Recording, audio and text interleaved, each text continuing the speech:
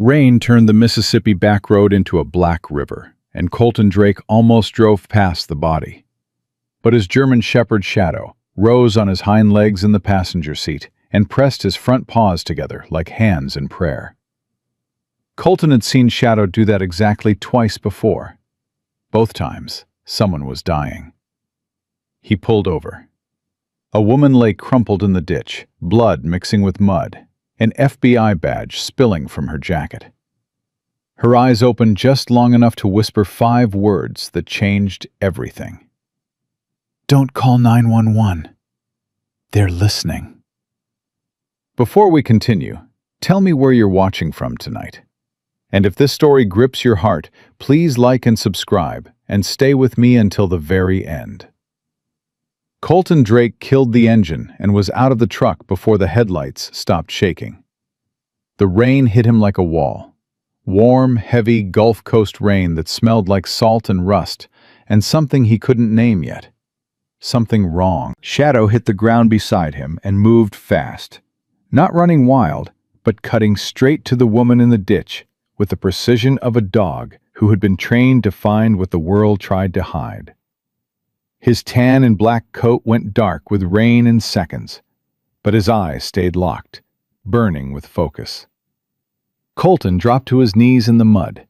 His navy uniform soaked through instantly, the digital green and brown camouflage of his NWU Type 3 turning heavy against his skin. He didn't care. He'd been wet before, he'd been cold, shot at, buried under rubble. But he had never found a dying woman on a back road at midnight with his dog praying beside her. "Hey!" He pressed 2 fingers to her neck. Pulse weak, fast, thready. "Stay with me." Her eyes opened again. Green, sharp, fighting hard against the dark pulling her under. She grabbed his wrist with a grip that surprised him. Thin fingers, but iron underneath. "No hospitals," she said. Her voice was a ragged whisper, each word costing her something she couldn't afford. "They'll finish it." "Who?" Colton was already pulling his field kit from the cargo pocket of his pants. Gauze, pressure bandage, tourniquet. His hands moved from memory. 12 years of training didn't ask permission. It just worked. "Magnolia," she breathed. Then her eyes rolled back, and her grip went limp. Colton found the wound fast. Left side, below the ribs. Entry and exit. A gunshot. Clean, deliberate, close range. Not a mugging, not a random act. Someone had aimed at this woman and pulled the trigger with the full intention of watching her die alone in a Mississippi ditch. Shadow stood over her body like a sentry. His ears pinned forward, his muzzle lifted, scanning the darkness. Then he did it again. Rose on his hind legs, front paws pressed together, trembling with the effort. The prayer. Colton's throat tightened. He'd raised this dog from 8 weeks old, trained him through hell and hurricanes. Shadow didn't beg. Shadow didn't perform. If Shadow pressed his paws together, it meant the same thing it had meant in Djibouti when their team leader was bleeding out under a collapsed wall. It meant, hurry, or we lose this one. "I hear you, buddy." Colton packed the wound, wrapped it tight, stripped off his own jacket, and pressed it against her side. The rain made everything slippery. Blood, mud, fabric. His hands moved anyway. He checked the ditch. Her car was 20 feet back, crumpled against a drainage culvert. The driver's side was caved in at a hard angle that wasn't consistent with losing control. Someone had hit her, rammed her off the road at speed, then finished the job with a bullet. Tire marks on the asphalt. Wide, commercial. Not a car, a truck. "Okay," Colton said to himself, voice low and steady. "Okay." He lifted her. She was lighter than he expected, all lean muscle and adrenaline-burned fat. the body of someone who'd been running on stress and mission fuel for months. Shadow stayed tight at his heel as Colton carried her to his truck and laid her across the back seat. Her jacket fell open. That's when he saw the badge wallet. FBI, Special Agent. And clipped inside, a small waterproof case taped against the lining with medical tape. Whoever she was, she'd expected trouble. She'd prepared for the worst, and the worst had come anyway. Colton left the case alone. Not his business yet. Keeping her alive was his business. He climbed behind the wheel. Shadow jumped in, took position in the passenger seat, and fixed his gaze on the rear-view mirror, watching the road behind them. Always behind. Colton drove. No sirens, no calls, no GPS. He pulled the battery from his personal phone and dropped it in the center console. If someone was monitoring emergency channels, they'd be listening for exactly this: a 911 call about a gunshot victim on Route 49. He wasn't going to give them that. His grandfather's fishing camp was 40 minutes south, deep in the bayou, down a dirt track that flooded every spring and disappeared from every map that had ever tried to include it. No electricity, no cell signal, no neighbors. The kind of place where a man could disappear or save a life without the world knowing either way. The woman moaned in the back seat. Colton adjusted the mirror. Her face was pale under the dome light, pain carved deep into her features. Auburn hair matted with blood and rain.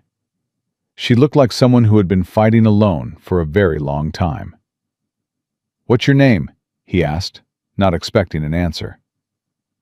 "Sloan." It came out broken. "Merritt." "Sloan, I'm Colton, Navy.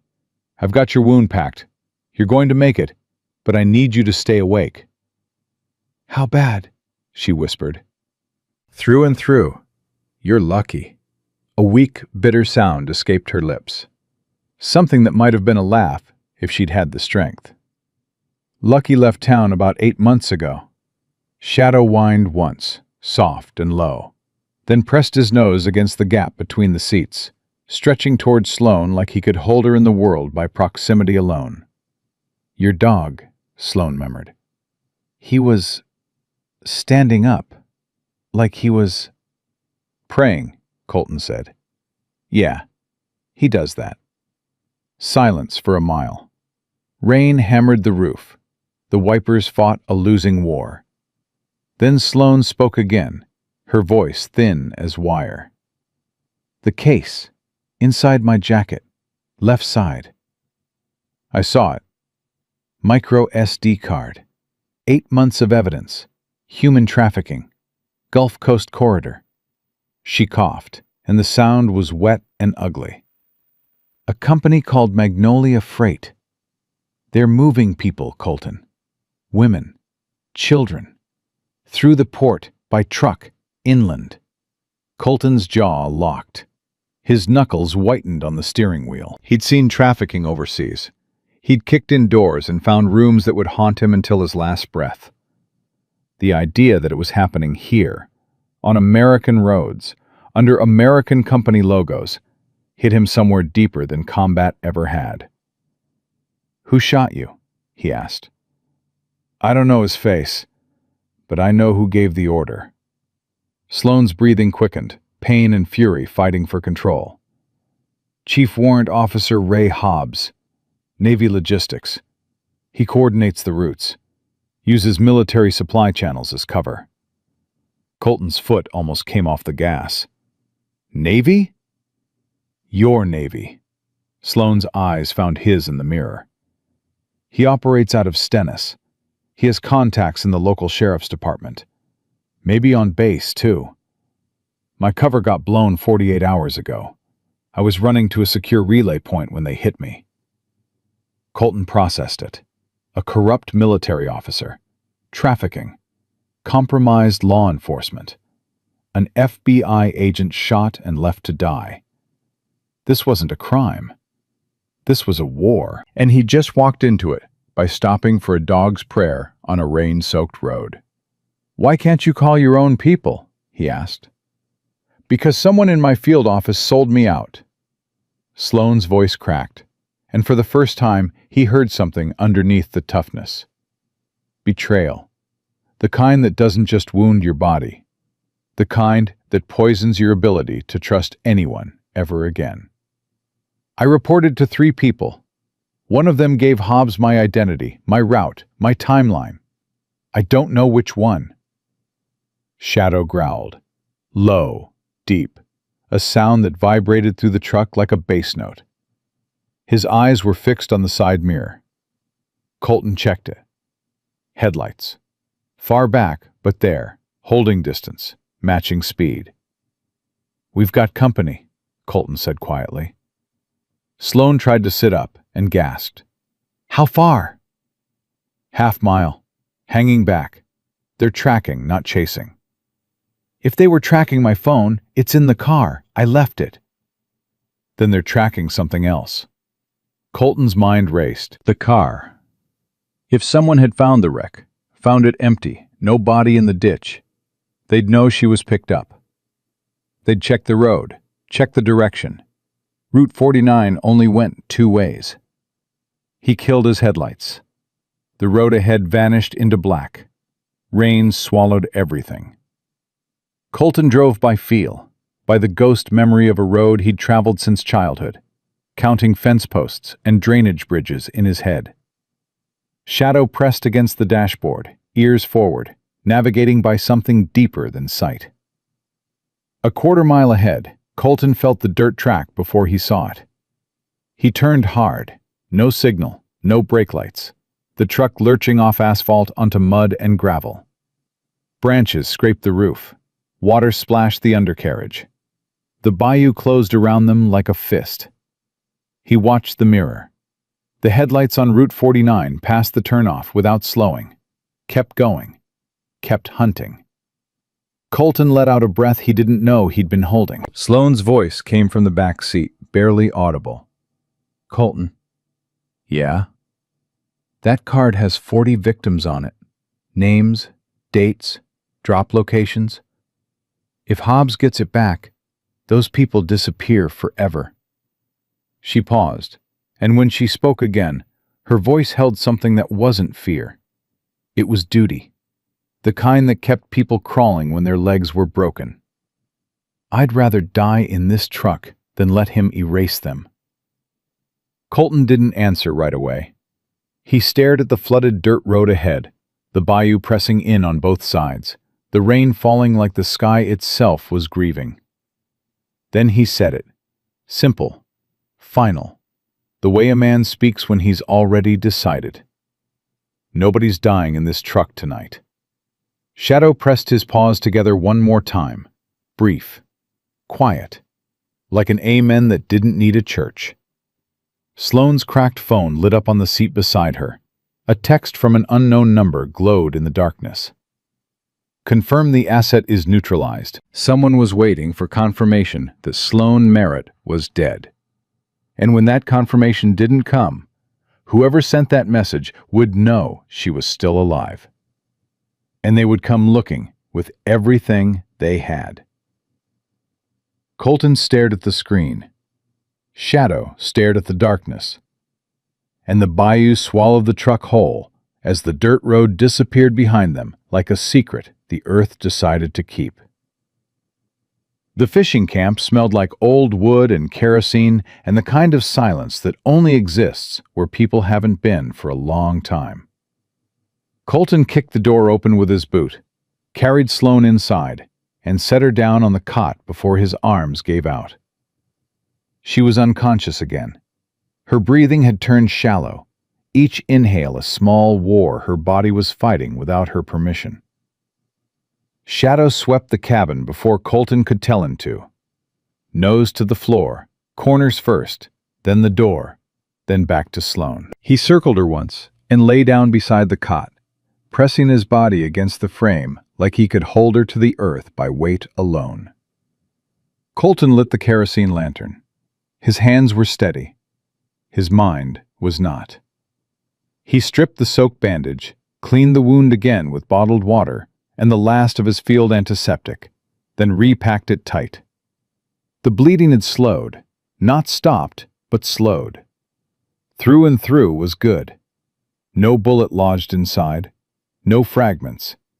But infection would come fast in this humidity, and she'd already lost enough blood to make her skin look like wax paper. "Sloane," he tapped her cheek. "Wake up." Her eyes opened, unfocused, then sharp. That was the thing about her. Even half dead, her eyes came back fighting. "Where are we?" she asked. "Off the map. My grandfather's place. No power, no signal, no address.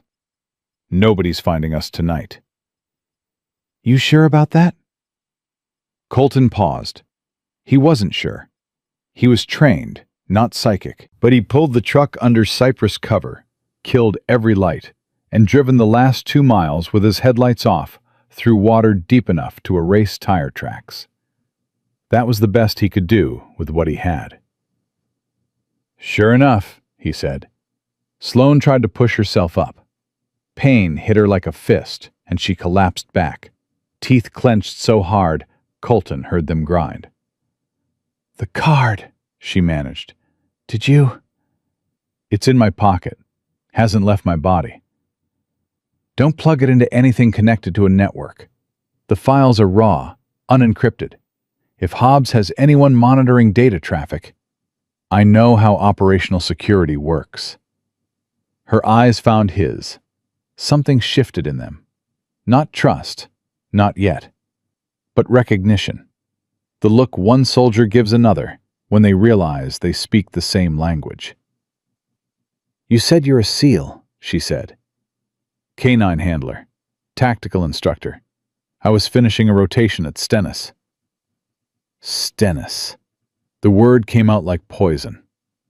"That's where Hobbs operates." "Yeah, I heard you the first time." Colton sat back on his heels. "I've been on that base for 2 weeks. Walked past 100 people. Any one of them could be part of this." "Probably were." Sloane closed her eyes, and for a moment she looked like someone who had been carrying a weight so long she'd forgotten what standing straight felt like. 8 months, Colton. I've been under for 8 months. I built a cover, got close to the drivers, the dispatchers. I mapped every route, every drop, every shell company Magnolia uses to wash the money. And someone inside the bureau burned you. 3 people knew my identity. My handler, the assistant field director, and a liaison at DOJ. Her voice hardened. 48 hours after I filed my last progress report, a Magnolia truck ran me off the road, and a man I'd never seen walked up to my window and shot me like I was a dog on the highway. Shadow lifted his head at the word. His ears twitched. Colton put a hand on the dog's neck. "Easy." "How'd you survive?" Colton asked. "I played dead. He fired once. I slumped. He didn't check. Lazy or rushed, I don't know. I crawled out after his taillights disappeared and made it to the road." She swallowed hard. "I was trying to reach a relay point 60 miles south. Secure line, direct to the deputy director in Washington. Someone I trust." "You trust anyone right now?" "I trust that your dog didn't prey over a dead woman for no reason." That landed somewhere in Colton's chest that he didn't expect. He looked at Shadow, who was watching Sloane with those deep brown eyes that always seemed to understand more than any animal should. "Tell me about Hobbs," Colton said. Sloane's jaw tightened. Chief Warrant Officer Ray Hobbs, 15 years in Navy logistics, stationed at Stennis for the last 4. On paper, he coordinates supply shipments between the base and Gulf ports. In reality, he's the traffic controller for the entire corridor. Corridor? Magnolia Corridor. That's what they call it internally. Victims come through the port, mostly women and children. Central American, sometimes Eastern European. They're loaded into modified truck compartments and moved north through Mississippi and Alabama. Magnolia Freight handles the transport. Hobbs provides the military logistics cover. When a Magnolia truck runs alongside a Navy supply convoy, nobody asks questions. Nobody stops them. Nobody checks. Colton's stomach turned. He'd spent 12 years protecting this country from enemies overseas. The idea that the enemy was wearing the same uniform, driving the same roads, sleeping under the same flag, made something inside him go cold and still in a way that combat never had. "How many victims?" he asked. 40 confirmed on the SD card. That's just what I could document. The real number is higher. Much higher. And the company, Magnolia Freight? Owned by a man named Vernon Landry, Bayou Ridge businessman, sponsors the town festival, donates to the church, coaches Little League. Sloane's lips twisted. He's the face. Hobbs is the machine. Together they've been running this thing for at least 3 years. And nobody noticed. People noticed. People always notice. But Landry's trucks pull over for stranded families in storms. His company hires local kids. His name is on the church bulletin every Sunday. Sloane's voice dropped to something raw. You don't question the man who tows your car out of a ditch at midnight. You thank him. You tell your neighbors. You build his reputation for him without ever knowing what's inside those trucks. Colton stood up and walked to the window. The bayou was black beyond the glass. No lights, no movement. Just rain and darkness and the heavy breathing of a wounded woman who'd been shot for telling the truth. There's a sheriff, Sloane said behind him. Dale Cutter, Bayou Ridge. I spent 3 months vetting him. Financial records clean. No suspicious contacts. No offshore accounts. His father was a Vietnam veteran who came home and spent 40 years doing honest work. You trust him? I trust his record. I trust that in 8 months of surveillance, he's the only badge in 3 counties I couldn't connect to Hobbs or Landry. She paused. That's not the same as trust, but it's close enough. Shadow suddenly rose. His whole body changed in a heartbeat, from calm to coiled, ears pinned, nose lifted. A growl started low in his chest, the kind that didn't come from fear, but from certainty. Colton killed the lantern. Darkness swallowed the cabin. He moved to the window, fingers already reaching for the knife on his belt because his sidearm was in the truck, and he'd been too focused on Sloane to bring it inside. A light moved across the bayou. Slow. Sweeping. A spotlight on a boat, cutting through the rain in long arcs that touched the trees, the water, the edges of the bank. Searching. They're on the water, Colton whispered. Sloane didn't panic. She rolled off the cot onto the floor, biting down on a scream as her wound hit the boards. She pulled herself against the wall below the window line. Professional. Disciplined. Half dead and still moving like someone who had trained for exactly this. How far? She asked. 200 yards, moving east. The truck, is it hidden? Under cypress cover, no reflectors showing. The spotlight swept closer. It touched the tree line 50 yards from the cabin. Shadow's growl deepened, vibrating through the floorboards. Colton put his hand on the dog's back. Shadow went silent.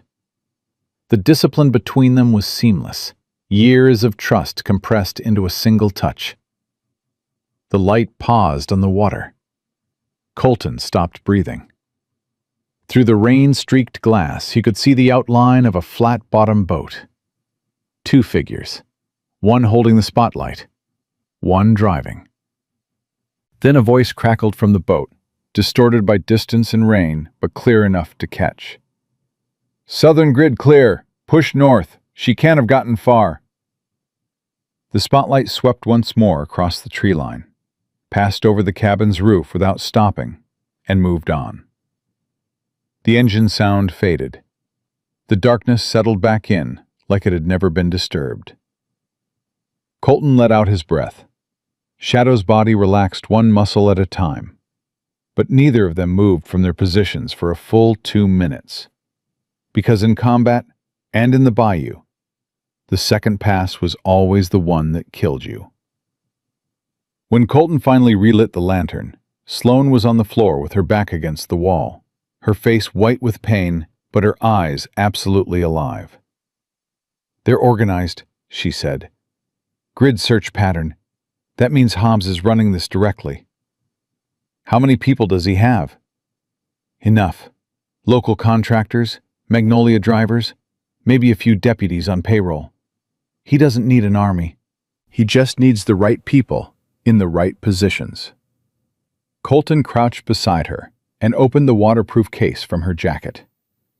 The micro SD card sat inside, small enough to hide in a closed fist. 8 months of evidence, 40 lives documented. The entire Magnolia corridor mapped and recorded by a woman who had given up her name, her safety, and nearly her life to build a case that one phone call had destroyed. "I'm going to look at this," he said. "Use the laptop in my car kit. It's air-gapped, never been connected to any network." "Your car is a mile back on Route 49. "Under the passenger seat. Gray case, weatherproof." Colton looked at her, then at Shadow. The dog's ears were still rotating like satellites, tracking sounds too faint for human ears. "I'll go at first light," Colton said. "You're not moving." "Colton." Sloane's hand caught his arm. Her grip was weaker now, but her eyes held the same iron. "If something happens to me, you get that card to Dale Cutter. Not the FBI, not Stennis. Cutter. He's the only door that isn't locked from the inside. Nothing's happening to you. Promise me." Colton held her gaze. He thought about his team leader in Djibouti, the man who bled out in his arms while Colton promised him the same thing. Nothing's happening to you. He'd been wrong, man. The weight of that failure had lived in his chest for 2 years, like a stone he couldn't cough up. "I promise," he said. And this time, he meant it with something harder than hope. He meant it with the kind of fury that a man finds when he discovers the enemy isn't on the other side of the world. The enemy is right here, wearing the same flag, driving the same roads, hunting a woman who bled for the truth. Shadow lay down between them. His chin rested on Sloane's ankle, his body bridging the gap between the two humans who had been strangers 3 hours ago, and were now bound together by a bullet, a badge, and a prayer no one had taught a dog to make. Outside, the rain kept falling. The bayou held its breath. And somewhere on the dark water, a boat with a spotlight was circling back. Colton left before dawn. He told Sloane to stay flat, keep pressure on the wound, and not open the door for anything that didn't have 4 legs and a sable coat. Shadow stayed with her. The dog positioned himself between the cot and the door without being told, his brown eyes tracking Colton through the dark until the door closed. It took Colton 40 minutes on foot through knee-deep bayou water to reach Route 49. The rain had softened to a mist that clung to everything like a second skin. Sloane's car sat where she'd left it, caved in on the driver's side, nose buried in the culvert. The windshield was spider-cracked, blood on the seat, blood on the steering wheel. He found the gray case under the passenger seat. Weatherproof, air-gapped laptop inside, just like she said. He grabbed it and was about to leave when something stopped him. A tow truck was parked 200 yards up the road, engine off, lights off, sitting there like it had been waiting all night. The logo on the door was clean and professional. Magnolia Freight, Roadside Services. Colton crouched behind the wrecked sedan. His heart hammered once, hard, then went quiet the way it always did when his body shifted from man to operator. He watched the truck for 3 full minutes. No movement, No radio chatter. But the engine block was still ticking. Warm. Recent. Someone had driven that truck here, parked it, and walked away. Into the bayou, toward the same stretch of backcountry where Colton had hidden Sloan. He didn't run. Running made noise. He moved fast and low through the brush, carrying the laptop case against his chest, retracing his path with the kind of controlled urgency that 12 years of special operations had carved into his nervous system. 20 minutes in, he heard it. A branch snapping. Not wind, not animal. A boot on wet wood. Colton froze. Listened. Another step. Close. Maybe 40 yards to his left, moving parallel to his path. Someone was tracking the same route, heading toward the fishing camp. He changed direction, cut east, looped wide, added 15 minutes to his return, but came at the cabin from the backside, where the water was deepest and the cypress roots made a natural maze. When he reached the rear wall, he pressed his ear to the wood. Shadow was growling inside, low, controlled. The sound a trained military dog makes when he has identified a threat and is waiting for the command to act. Colton came through the back window. Sloan was on the floor, the kerosene lantern killed, her body pressed against the wall beneath the front window. She had a knife in her hand. Where she'd found it, Colton didn't know. "Someone's outside," she whispered. "I know. They left a truck on 49. One person on foot. Maybe more." "Did they follow you?" "No. They followed the same logic I did. Found your car, calculated the radius, started walking." A creak on the front porch. A single footstep. Then silence.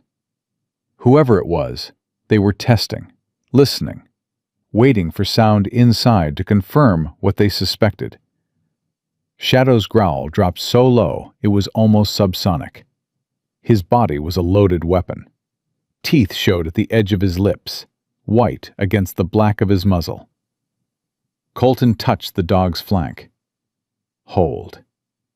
Another creak. Then a voice. Male. Calm. The kind of calm that came from doing ugly things so many times they'd stopped feeling ugly. "Agent Merritt." The voice carried through the thin cabin wall. "I know you're in there. The blood trail from your car doesn't lie." Sloane's face didn't change, but her grip on the knife tightened until her knuckles cracked. "My name is Briggs. I work for people who'd like this resolved quietly.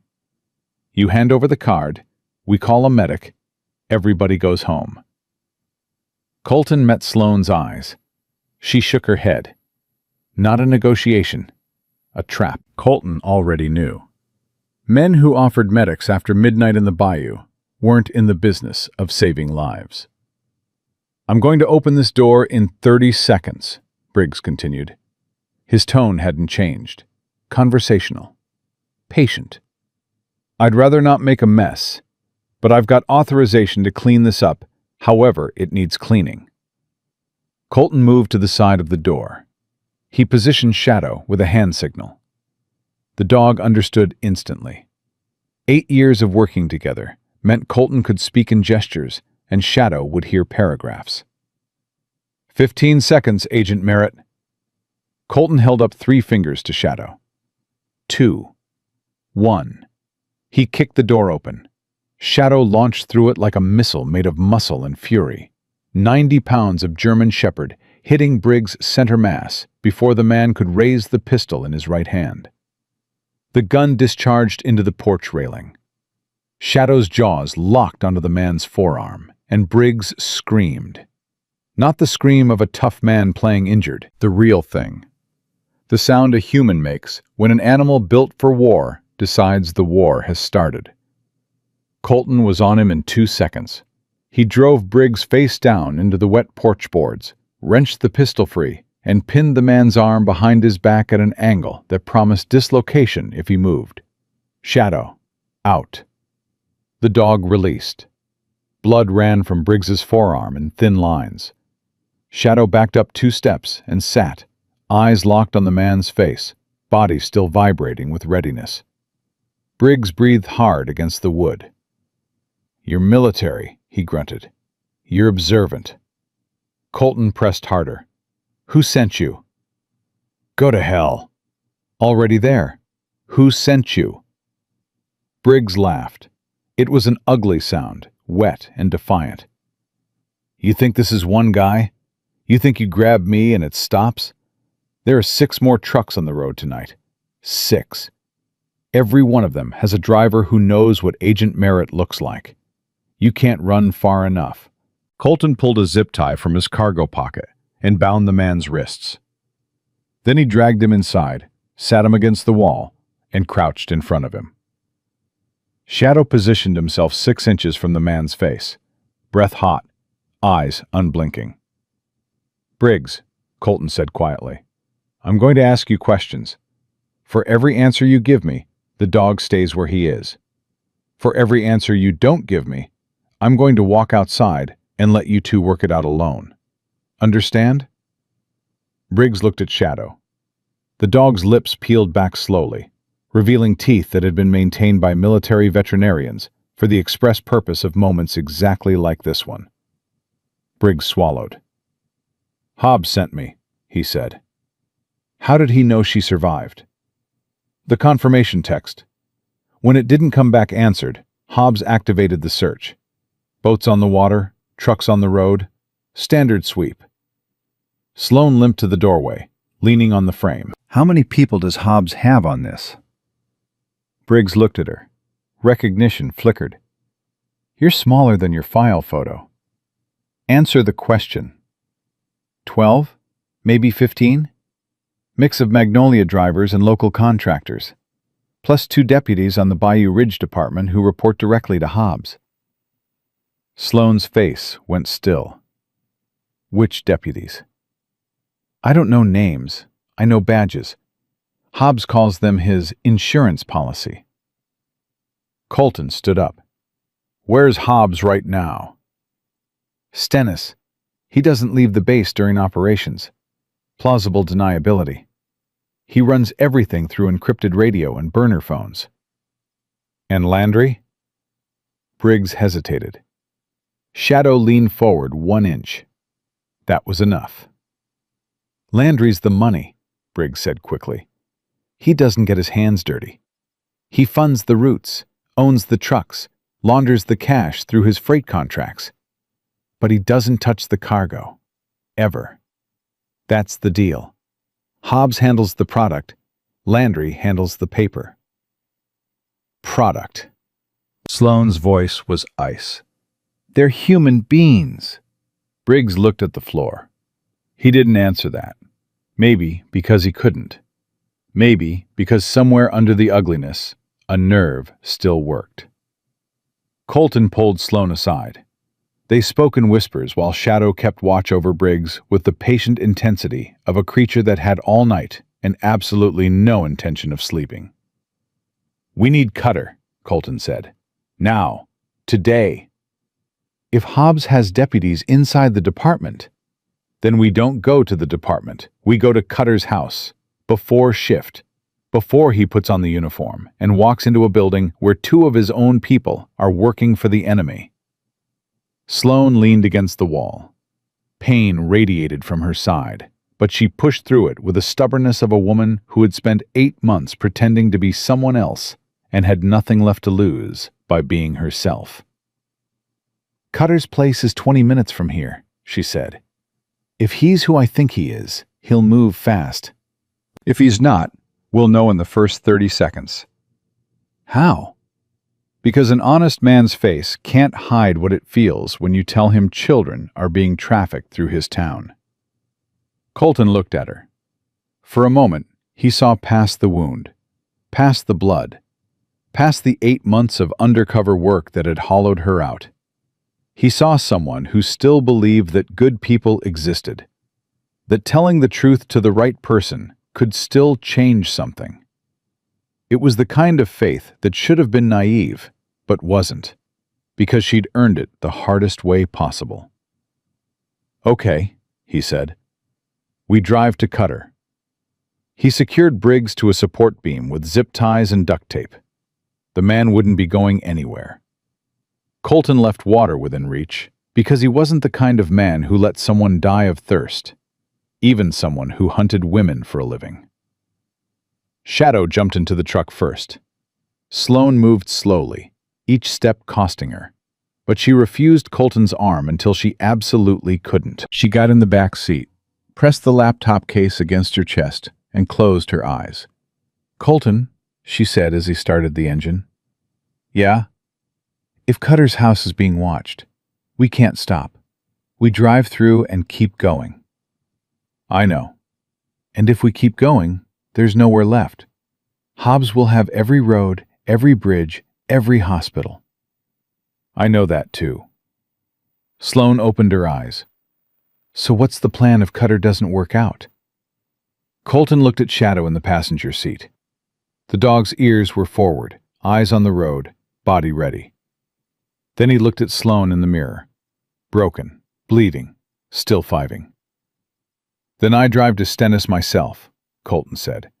"And I walk into Hobbs's office, and I end this the way I was trained to." Sloane stared at him. "You'd throw away your career, your life." 40 people, Sloane. Women and children. My career can burn." The truck pulled out of the bayou and turned north toward Bayou Ridge. Behind them, Briggs sat in the dark cabin, tied to a beam, listening to the engine fade. Ahead of them, a town slept peacefully under the name of a man who funded its festivals with money made from human suffering. And in the passenger seat, Shadow pressed his front paws together one more time. Not pleading, not praying for rescue, praying for justice. The kind that doesn't come from heaven. The kind that good people drag into the light with their bare and bloody hands. Dale Cutter was sitting on his front porch with a shotgun across his knees and a cup of coffee going cold in his hand when Colton's truck pulled into the driveway. The old sheriff didn't stand up. He didn't reach for the gun. He just watched the truck with the steady patience of a man who had been expecting trouble to find him eventually, and had made peace with the appointment. Colton stepped out first. His Navy uniform was still damp, mud-streaked, the digital camouflage looking like it had been through exactly the kind of night it was designed for. Shadow jumped down beside him, ears forward, assessing the man on the porch with the same focus he gave every unknown variable. Cutter's eyes moved from Colton to the dog to the back seat of the truck where Sloane was struggling to sit up. His jaw tightened. "You want to tell me why there's a bleeding woman in your truck, son?" Cutter said. His voice was low and rough, the kind of voice that had given orders for 30 years and never needed to raise its volume. "She's FBI," Colton said. "She was shot and left for dead on Route 49 last night. Someone's been trafficking human beings through your county, using Magnolia Freight as cover. And the Navy officer named Ray Hobbs is running the operation from Stennis." Colton watched Cutter's face. Sloane had said an honest man couldn't hide what he felt when he heard children were being moved through his town. She was right. Cutter's expression didn't crack. It ignited. Something behind those weathered eyes caught fire in a way that had nothing to do with anger, and everything to do with the kind of rage that only decent men carry when they discover evil has been living in their backyard. Cutter set down his coffee. "Get her inside." He didn't ask for credentials. He didn't call dispatch. He helped Colton carry Sloane into his kitchen, cleared the table with one sweep of his arm, and laid her down on it like it was a field hospital. He had a first aid kit under the sink that was better stocked than most ambulances.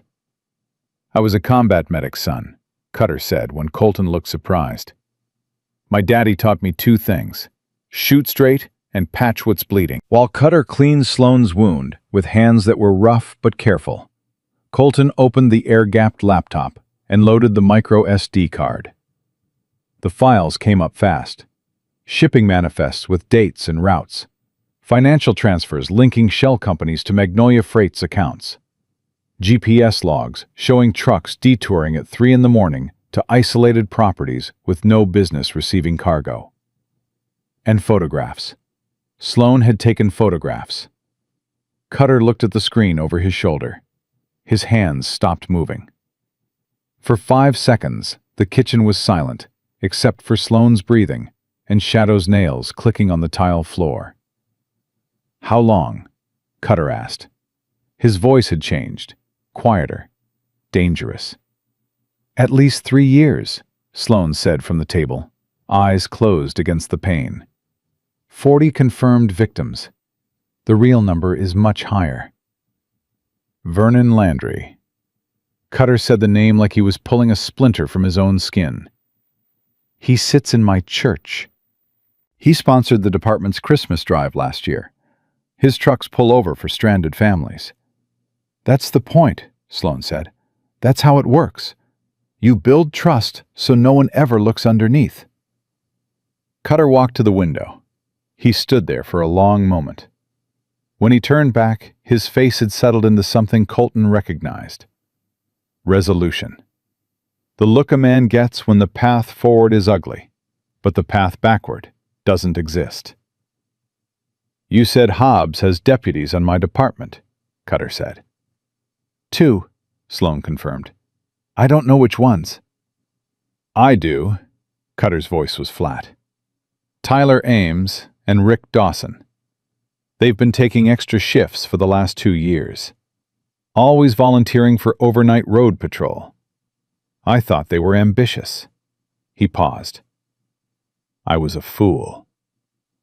"You weren't a fool," Colton said. "You trusted your people. That's not weakness." "It is when people die because of it." Cutter grabbed his badge from the counter. He pinned it to his chest with the deliberate slowness of a man who understood the weight of what it represented. "What do you need from me?" "A checkpoint," Sloan said. "Legal, documented, justified. Hobbs has trucks moving tonight. If we can intercept one, we can break the chain." "Where?" "The bridge on Highway 12. Only route into Bayou Ridge from the south. Every Magnolia truck crosses it." Cutter nodded. "I've got 4 deputies I'd trust with my life. I'll leave Ames and Dawson off the call. If they find out, then they find out, and we deal with it. I'm not asking permission to protect my town from men who sell children." Cutter looked at Shadow, who was sitting by the kitchen door with his paws crossed, watching the conversation like a juror weighing testimony. "Your dog always this calm?" "Only when he trusts the room," Colton said. Cutter almost smiled. Almost. Smart animal. He made one phone call. Not to his department, to a federal judge named William Oakes, who he'd known since law school. Colton listened to one side of the conversation. Cutter's voice was steady, factual, and devastating. Within 20 minutes, Judge Oakes issued emergency warrants by phone, with written confirmation to follow. Then Cutter called his 4 trusted deputies. He told them to meet at the Highway 12 bridge in 40 minutes. No radio. Personal phones only. He didn't explain why. Good deputies didn't need explanations when their sheriff's voice sounded like that. Colton turned to Sloan. "You're staying here." "No." "You can barely stand."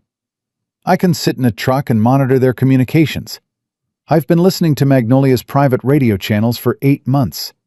I know their call signs, their codes, their patterns. You need me." Colton looked at Cutter. The sheriff shrugged. "She's FBI. It's her case. I'm not going to be the one to tell her no." Sloan swung her legs off the table and stood up. She swayed once. Shadow pressed against her leg, steadying her. She looked down at the dog, and something passed between them that Colton couldn't name. Gratitude. Recognition. The silent bond between 2 creatures who refused to quit. They drove to the bridge in 2 vehicles. Cutter's cruiser led. Colton's truck followed, with Sloan in the back seat and Shadow in the front, his attention fixed on every vehicle they passed. The 4 deputies were already waiting. Colton sized them up fast. 3 men, 1 woman, all young, all nervous, all looking at their sheriff like he was about to tell them the world was different than they thought. Cutter didn't waste words. "We're setting up a legal checkpoint. Severe weather road safety protocol. Every vehicle gets stopped and checked. If a Magnolia freight truck comes through, you hold it. You search it. You follow procedure to the letter, because what we find tonight is going to court, and I will not lose this case to a sloppy stop." Deputy Eli Mercer, the youngest, raised his hand. "Sheriff, what are we looking for?" Cutter looked at him hard. "The worst thing you've ever imagined, and I need you ready for it." They set the checkpoint at the narrowest point of the bridge. 2 cruisers with amber lights, reflective cones. Legal, visible, professional. Shadow sat beside Cutter's cruiser, calm as stone, watching the road with the patience of an animal who understood that hunting required stillness before the strike. Sloan sat in Colton's truck, with the laptop open, the radio scanner active, monitoring Magnolia's private frequency. She heard them before anyone saw them. "Raven to North Star," a voice crackled. "Southbound clear. Packages rolling." Sloan leaned forward. "Colton, truck inbound. 2 minutes." Colton relayed to Cutter. The sheriff positioned himself at the checkpoint line. His deputies spread to their marks. Everything was calm. Everything was professional. And underneath it, every heart was pounding. Headlights appeared on the bridge. A Magnolia freight tow truck rolled forward, amber bar light blinking in that friendly rhythm designed to make stranded drivers feel safe. The logo on the door gleamed in the checkpoint lights. Clean, trustworthy, the perfect lie. Cutter stepped forward. "Evening, county checkpoint, visibility protocol, license and work order." The driver lowered his window. Mid-30s, thick neck, trimmed beard, reflective jacket. His smile came fast, practiced, and died at the edges. His eyes were too sharp for a routine stop. "Sheriff Cutter," the driver said, like he knew the name, like he'd been told to know it. "License and work order," Cutter repeated. He didn't flinch. He didn't blink. The driver handed over papers. Mercer leaned in, his brow furrowed. Something wrong with the formatting. Small, almost invisible. But Mercer was the kind of young deputy who noticed what others overlooked. A radio squelch chirped from the truck's cab. 1 clipped syllable, then silence. Shadow's head snapped up so fast, Mercer stumbled back. The dog's entire body locked. Not barking. Not growling. Recognition. "You running comms tonight?" Cutter asked casually. "Standard company channel," the driver said. "Just coordinating routes." "Step out for me." The driver hesitated. Half a heartbeat. In law enforcement, half a heartbeat was a confession. He stepped down.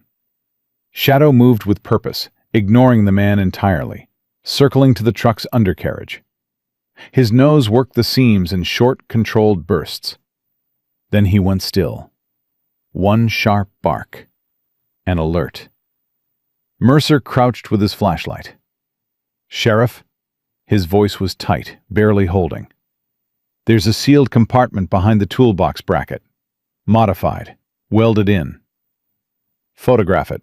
Glove up. Bag it." The driver's shoulders tensed, his hands flexed. Cutter's voice dropped 1 degree. "Don't." They opened the compartment. Sealed pouches, falsified pharmaceutical labels, and underneath, documents that detailed pickup points, delivery schedules, and names. Not the names of packages, the names of people. The driver broke in 4 minutes. Colton had seen captured operators hold out for hours under pressure. This man folded like a card table. Because the thing about men who do evil for money is that loyalty evaporates the instant the money stops protecting them.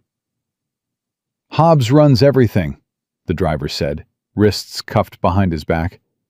"He's at Stennis right now. He never leaves the base during operations." "And Landry?" Cutter asked. "Landry's the bank. He doesn't touch cargo, ever. That's the arrangement." Sloane listened from the truck, recording everything on the air-gapped laptop. Her face was gray with pain and something worse. 8 months of her life confirmed in the panicked confession of a man who had driven human beings like freight. Then the radio scanner crackled. A new voice. Not Raven, not North Star. Deeper, controlled. The voice of command. "All units, abort southbound. Checkpoint is compromised. Switch to secondary. Repeat, secondary route active." Sloane grabbed Colton's arm through the truck window.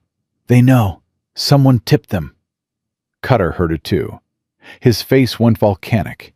He keyed his personal phone and called dispatch. "Where are Deputies Ames and Dawson right now?" The answer came back in 10 seconds. "Off duty. Left the station 40 minutes ago. Personal vehicles. No destination logged." Cutter closed his eyes for 1 second. When he opened them, the man standing on the bridge was not the same sheriff who had been drinking coffee on his porch 2 hours ago.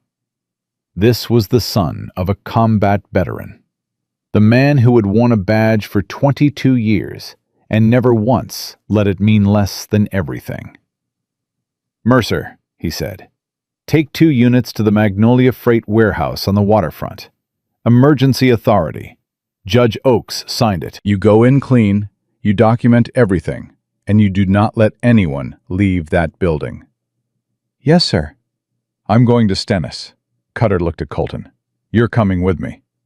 "Stennis is a military installation.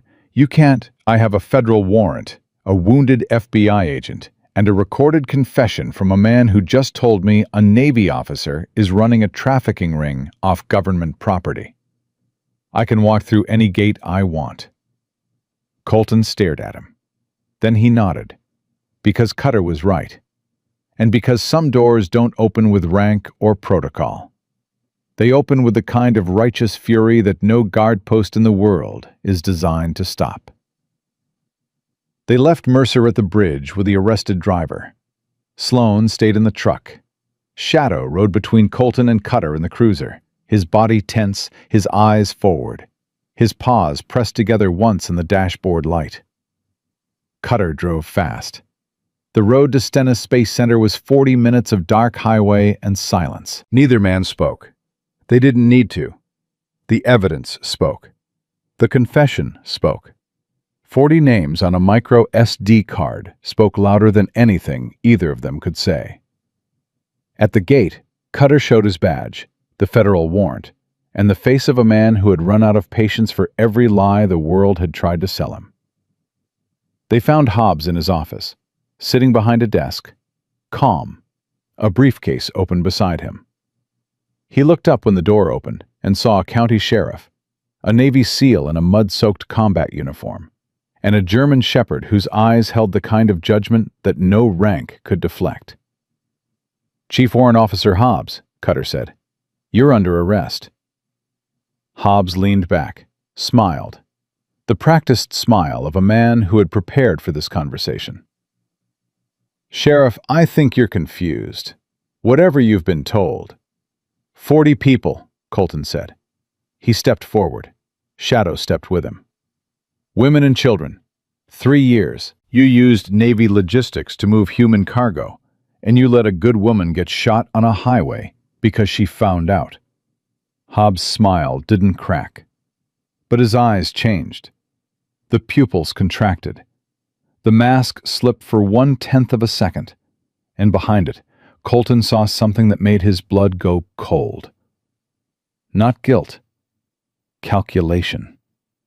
Hobbs was already running numbers, already weighing exits, already thinking about who he could burn to save himself. "I want my lawyer," Hobbs said. Cutter nodded to the military police who had followed them in. "Cuff him." The handcuffs clicked. The sound echoed in the small office like a period at the end of a sentence that had taken 3 years to write. Hobbs looked at Colton as they walked him out. "You're a SEAL. You understand orders. You understand the chain. This is bigger than you think, sailor. Bigger than a county sheriff and a wounded agent." Colton didn't flinch. "I stopped for a dog. The dog led me to a woman. The woman led me to you. I don't need to understand how big it is. I just needed to find the next door. And every door led here." Shadow sat at Colton's feet. For one quiet moment, the dog pressed his paws together. Not pleading, not asking for rescue, accepting something. The weight of what had been done, and the promise of what still remained. Because as Hobbs was loaded into the vehicle, Sloane's voice came through Colton's phone. Thin, tired, unbreakable. "Colton, the second encrypted file on the card. I cracked it while you were inside." A pause. "Hobbs isn't the top. He's the field commander. There's someone above him who authorized every shipment, every route, every payment. And his voice is on the recording." "Whose voice?" Sloane breathed once. "Vernon Landry." Colton looked toward Bayou Ridge. Somewhere out there, a man who coached Little League and sponsored church picnics was sleeping peacefully, believing his name was still clean, believing the smile he wore to town festivals would protect him forever. Shadow's ears turned toward the same darkness. His body was still. His eyes were steady, and his paws pressed together one final time, not in prayer for mercy, but in prayer for the strength to finish what the bayou had started. 1 week changed Bayou Ridge the way a single match changes a house.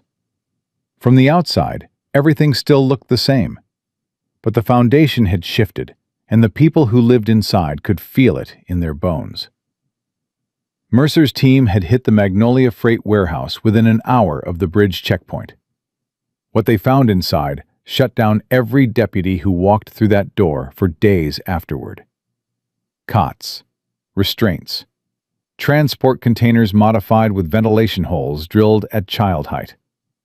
A staging area where human beings had been stored like inventory, cataloged by number, sorted by destination. Mercer, the youngest deputy on Cutter's force, walked out of that warehouse, sat on the bumper of his cruiser, and cried. He was 26 years old, and he told Cutter later that he'd aged 10 years in 10 minutes. Deputies Ames and Dawson were picked up trying to cross the state line into Alabama. They had cash, burner phones, and a Magnolia Freight radio in the trunk. When Cutter's people pulled them over, Dawson tried to talk his way out. Ames didn't say a word. He just stared at the dashboard like a man watching his life collapse in real time, and knowing he deserved every second of it. Sloane's evidence reached Washington through the channel she'd always intended. Not her compromised field office. Not the chain that had betrayed her. A secure line to the deputy director, arranged through Judge Oakes and routed through military encryption that Colton provided from his own training network. Within 48 hours, a federal task force was assembled. Not local, national. The kind of team that didn't answer to anyone who might have a reason to make things disappear. The task force arrived in Bayou Ridge on a Monday. 12 agents, 3 vehicles, no sirens. They set up in the back room of the county courthouse, while Cutter stood guard at the door, like a man who had decided that nothing was getting past him, ever again. Sloane briefed them from a wheelchair.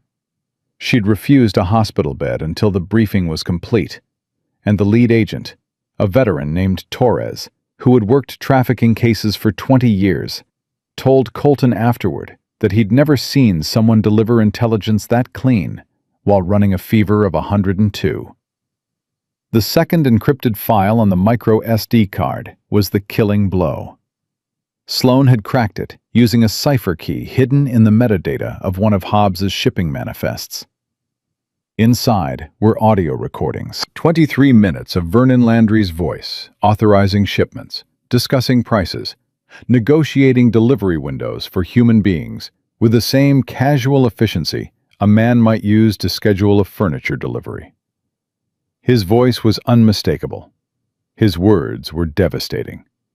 And his casual laughter at the 11-minute mark, when someone on the call mentioned a shipment that included minors, would play in a courtroom one day and end every lie he had ever built. But they didn't arrest Landry on Monday. Torres wanted the net complete. Every connection, every account, every name in the chain from the port to the final destination. Rush it, and lawyers would find gaps. Patience would put Landry in a cell. Impatience would put him on a plea deal. Colton understood patience. He'd spent hours in hide positions overseas, waiting for a single target to cross a single window. But this was different. The target wasn't overseas. The target was walking around Bayou Ridge, shaking hands and smiling at children. And every hour he stayed free felt like an insult to the 40 names on Sloan's card. The Shrimp Festival arrived on Saturday like it did every year. Bayou Ridge dressed itself up in string lights and good intentions, and the whole town came out to eat and dance and pretend the world was kind. Colton moved through the crowd in civilian clothes, jeans, boots, a plain jacket that hid the tension in his shoulders. Shadow walked beside him, calm and steady, his tan and black coat catching the golden light. People stopped to pet the dog. Shadow allowed it, with the dignified patience of a soldier at a parade. But his eyes never stopped moving. He tracked every face, every hand, every shift in the crowd's energy. 8 years of training didn't take a night off because someone was playing fiddle music. Sloan was there too, hat pulled low, coat buttoned high, moving through the crowd like a woman deciding whether she wanted shrimp or gumbo. But her eyes were doing what they'd always done, measuring, remembering, building a case with every glance. She found Landry near the Magnolia freight banner. He was exactly where she expected him to be. At the center. Shaking hands, smiling that smile. The one that arrived on time and left on time and never once reached his eyes. He was talking to a group of locals, telling a story about pulling a family out of a ditch during last year's hurricane. The crowd loved it. They laughed. They patted his arm. They looked at him like he was the best thing about their town. Sloan's stomach burned.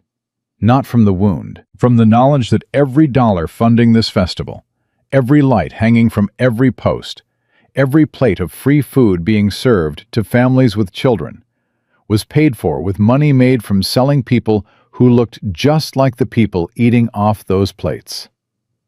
She didn't approach him. Not yet. Torres had been clear. Observe. Document. Let the net finish closing. But Colton couldn't help himself. He walked past Landry's booth with Shadow at his heel, casual, unhurried.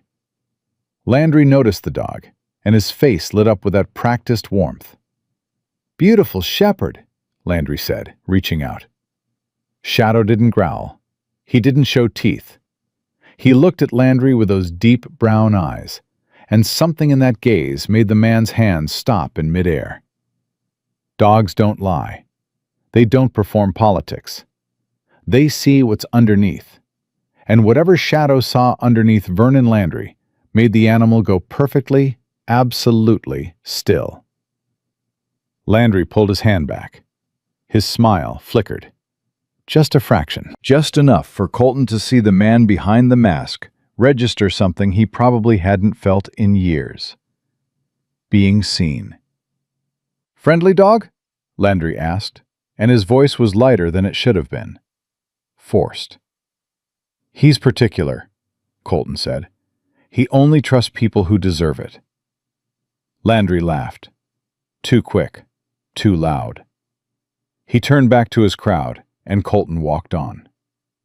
But in the space between one heartbeat and the next, something had shifted. A crack in the foundation, a tremor that only the people paying attention could feel. Cutter found Colton at the pier an hour later. The sheriff was eating a plate of jambalaya like a man who hadn't eaten in a week, which he probably hadn't. "Torres called," Cutter said between bites.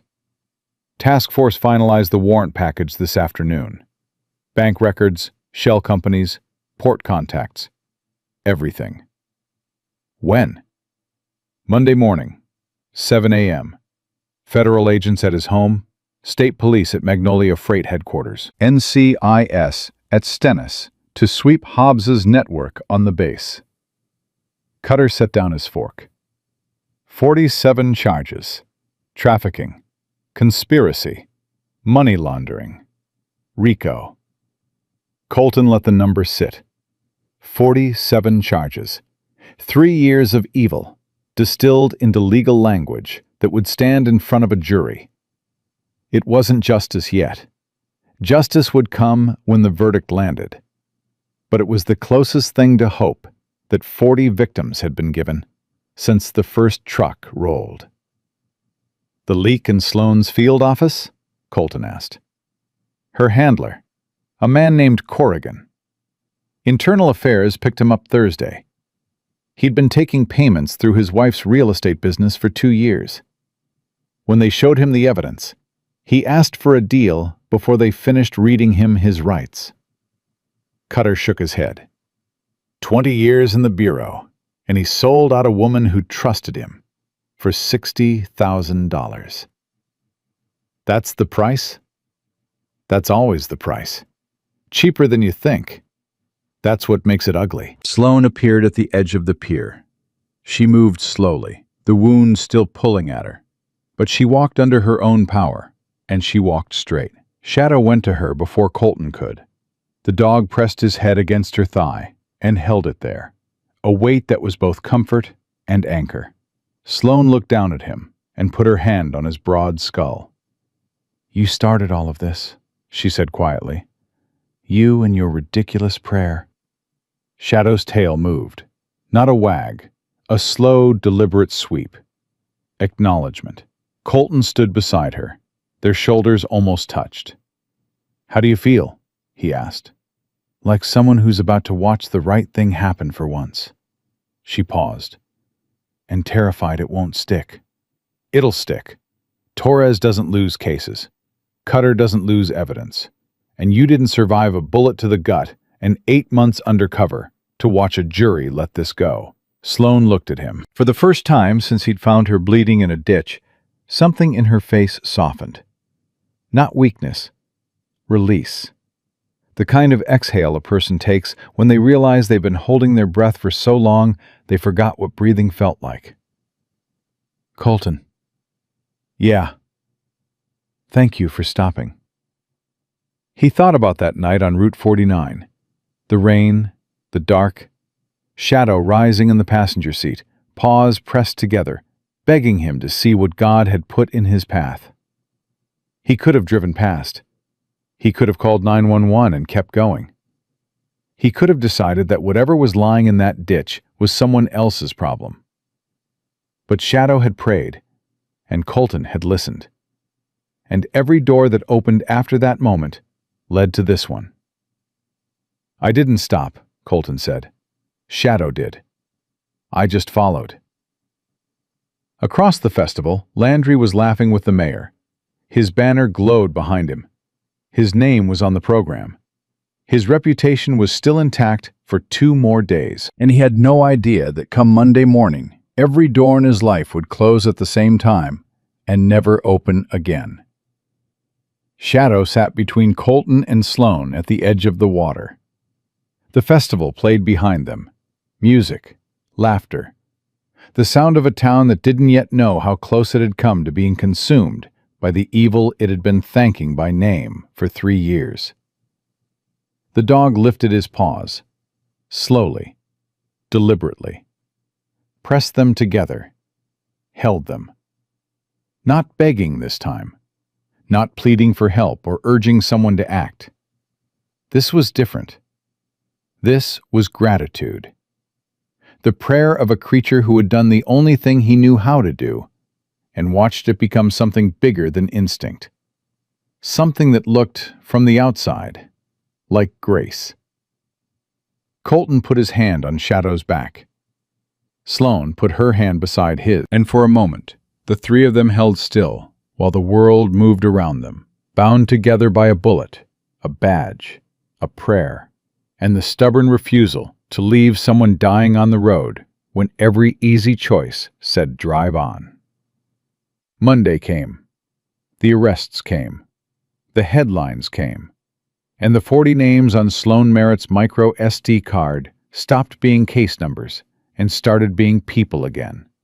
People with faces and families and futures that had been stolen by men in clean clothes with friendly smiles, who believed they would never be caught because nobody ever stops for a dying woman on a dark road in the rain. But somebody did, because a dog prayed and a sailor listened, and that was enough. Sometimes God doesn't send angels with wings and trumpets. He sends a man in a muddy uniform with a tired heart and a dog who learned to put his paws together when the world was falling apart. The miracle isn't loud. It's a pause, a choice. A moment when something inside you says stop and you obey it, even when you don't understand why. If you're carrying your own storm tonight, if grief has made the road too dark to see, if you've been running so long you've forgotten why you started, remember this. You don't have to see the whole road. You just have to stop when something says stop. Trust the nudge. Follow the prayer you can't put into words. Because the help you need might be standing right there in the dark, waiting for you to notice. Be the one who stops. Be the one who checks on the neighbor. Be the one who listens when the world says keep driving. Someone out there is praying for exactly the kind of help you're able to give. If this story touched your heart, share it with someone who could use a little hope today. Tell me in the comments where you're watching from and which part of the story stayed with you the most. Subscribe for more stories of faith, courage, and quiet miracles. May the Lord bless and keep you. May He protect your home, strengthen your heart, and guide your steps through every storm, until the light that always follows finally breaks through. Amen.